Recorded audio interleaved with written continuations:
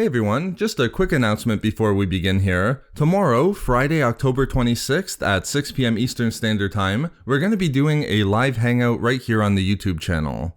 Now, I'm going to be bringing with me a number of questions and topics from Patreon, but as always, we'll be sure to discuss all things Star Wars. So that's tomorrow, again October 26th at 6 p.m. Eastern Standard Time. Thanks so much for all of your support, everyone. I look forward to seeing you there, and I hope that you enjoy the video.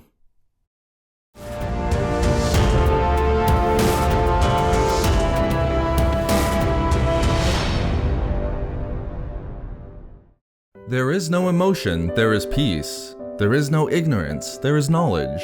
There is no passion, there is serenity. There is no chaos, there is harmony. There is no death, there is the Force. Peace, knowledge, serenity, harmony, the Force.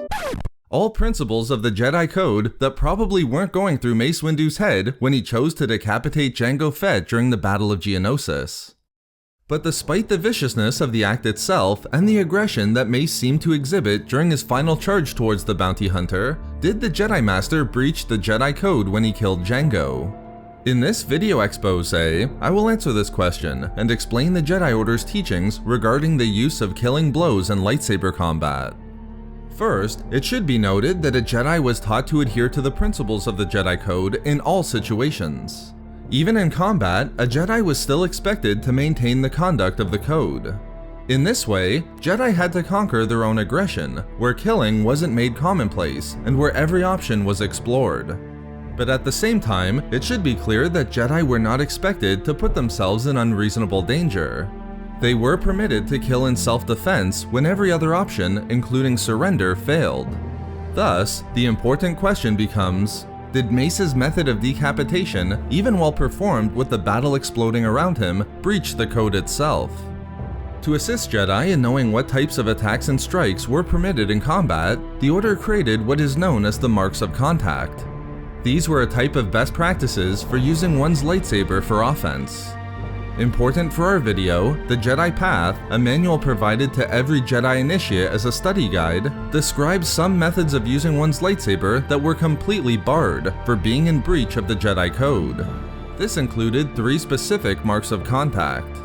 The first, which we've discussed in a previous video, was known as Psi Talk. Used by Obi-Wan in his defeat of Darth Maul, this strike completely cut a body in half at the waist. Because it was considered barbaric and exhibited strong emotions of the dark side, this strike was banned by the Order.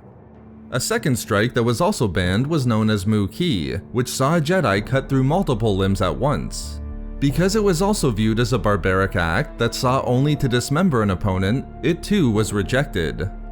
Although not explicitly forbidden within the Jedi Path, a strike known as Cho Mok was also heavily repudiated.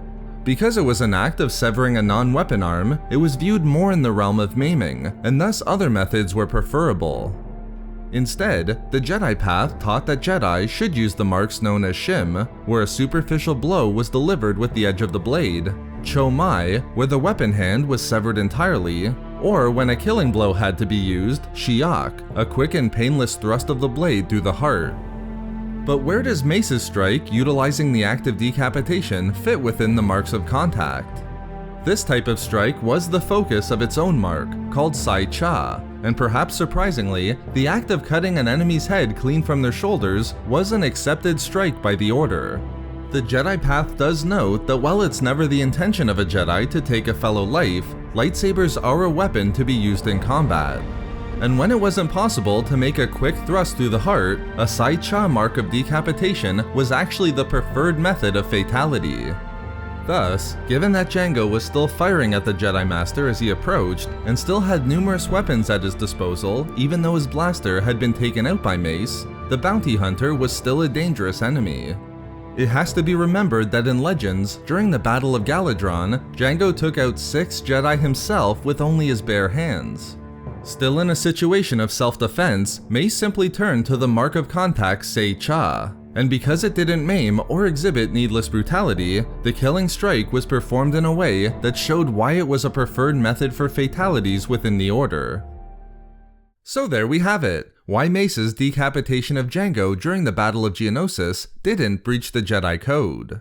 We love making these videos, so why not subscribe for more fun Star Wars theories and discussions? Also, if you enjoyed the video, think about giving a like or leaving a comment. Or perhaps follow us on Twitter at SW Reading Club for updates regarding the channel, or support the channel through Patreon for access to exclusive rewards and discussions. If not for me... For did ya really have to do that?